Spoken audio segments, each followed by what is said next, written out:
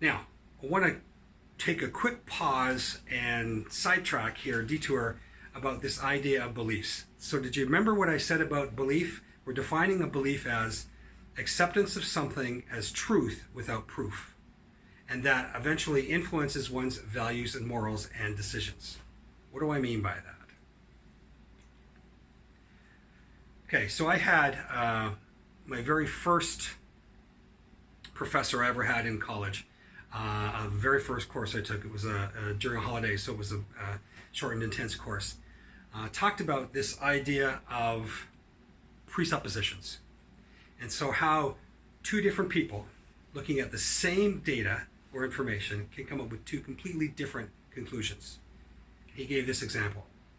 Talked about dinosaur fossils. So if you're coming from a creationist thinking or from an evolutionist thinking, you're going to look at dinosaur fossils and you're going to come up with two very different conclusions.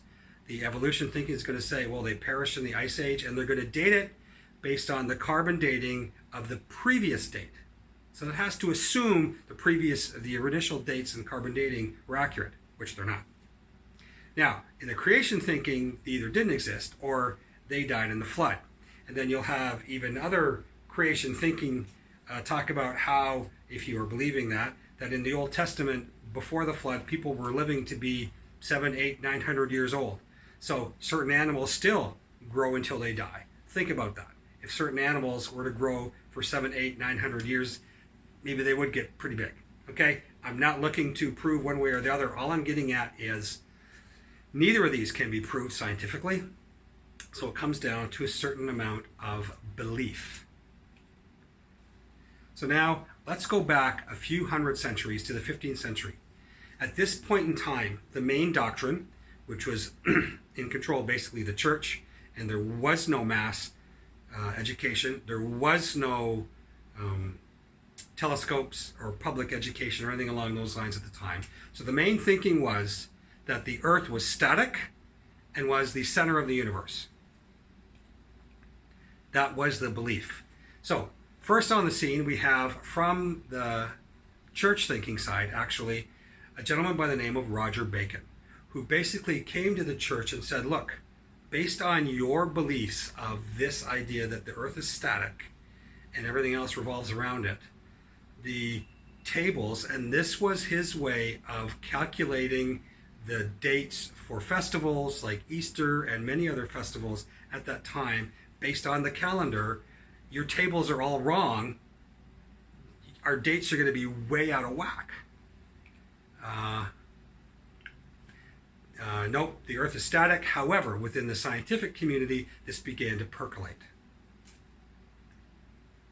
So now we move ahead a couple hundred years to another person from the church side, a cardinal, who actually began through his studies to believe that the earth actually is not static and it rotates on its axis. It still said it is the center of the universe, but that it rotates on its axis. The church said that is nonsense. If you look at the Old Testament, Joshua prayed and it made the sun stand still. How can the sun stand still if it's not moving? That's the thinking, right? Again, thinking about presuppositions. If your supposition is the earth is the center of the universe, everything else is going to be wrong. Now we come to the star of our little detour here, and that is Copernicus, who now in 1530 actually was, wrote or shared, his book is coming shortly, shared with a small group of friends his notes on the 7 axioms, which basically is the sun is the center of the universe, and the earth and the moon and many other planets, 6 planets or 5 planets at the time, revolve around the sun. Now, church thinking still was that he's a heretic and the earth is static and is the center of the universe. So look at this date, 1530. This is important stuff. And he proved this not through telescope, but through math. So mathematically, he proved, looking at all the data that they had at the time, that the earth or the sun was the center of the universe, and the earth not only rotates around it, but it does rotate like the cardinal said. So now, a few years later, he actually publishes his book, and he gets a copy of it on his deathbed, okay? and it talks about all of this stuff that goes on. So the sun is the center of the earth and it revolves, and he wrote this book as it was fact, a truth. However, someone in the publishing house who was dedicated to the church added a comment at the beginning that basically said he believes that this is only a hypothesis and not truth.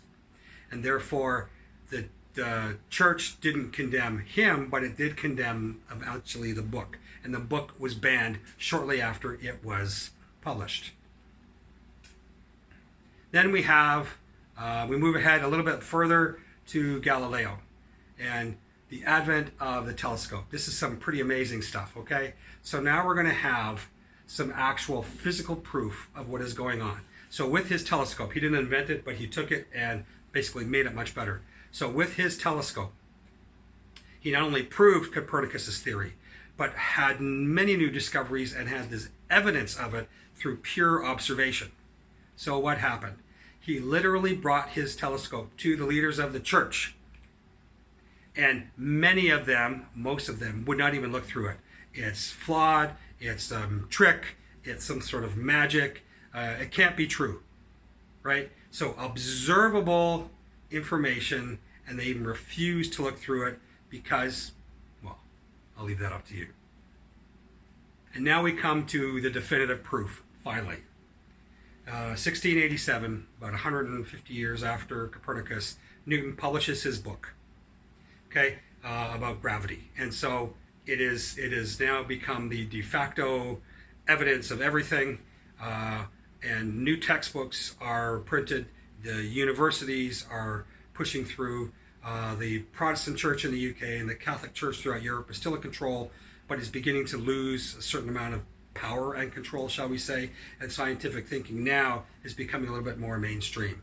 So what happens is the church thinking is still, they begin to accept the new ideas, but many within the doctrine still will not believe it. And all along this time, so Copernicus is banned, Galileo's stuff is banned, Galileo is continually brought before church councils to refute or defend his findings.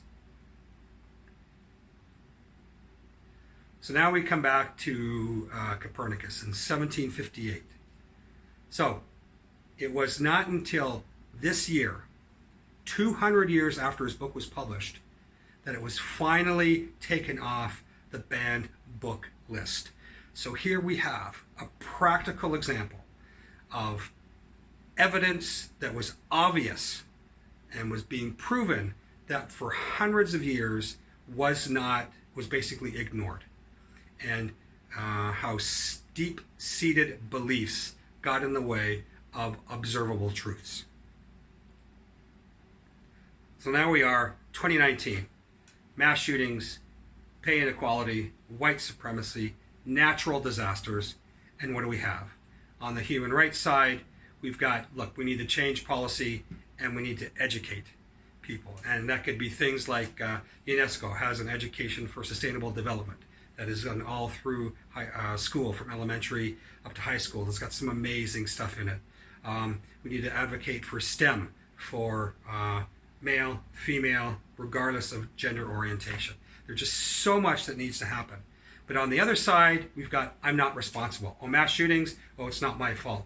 Pay inequality, not my fault. White supremacy, no, it's just a small number, not my problem. Natural disasters, oh, it's not going to really affect us for 50 or 60 years, it's not my problem, right? So this is the problem with deep-seated beliefs and not being aware of it. So now we're going to take that and quickly zip back to our meaning making. We finished our little detour here.